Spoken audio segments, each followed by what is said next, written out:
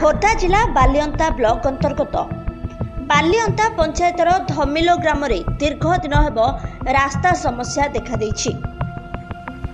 जहाँ आपण माने दृश्य को देखि जानि परथिबे एही अंचल रे प्रायतः 200 रु 300 लोक बसवास करती।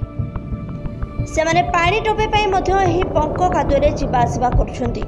एपरिकी जदि कहीं रोग रे आक्रांत हुअंती सेमानकु रास्ता पर्यंत टेकी टेकी नहीं आंबुलांस जोगे मेडिकल को नेबाकू मध्य पड़िथाए। तेज स्थानीय लोकों कहवा कथा जे एठारे सरकारी रास्ता अच्छी किंतु किछि असाधु व्यक्ति एही जागा को निज जागा कही जोर जबरदस्त माड़ी बसिथिबारु रास्ता काम होई पारुनी। तेबे रास्ता काम न हेबा फल स्थानीय लोक विभिन्न असुविधार सम्मुखीन होउछंती। किंतु ए घटना को जदि ब्लॉक प्रशासन निज आखि दृष्टि को नहीं एठारे रास्ता खंडे निर्माण करते तेबे स्थानीय लोक माने उपकृत होई पारंते।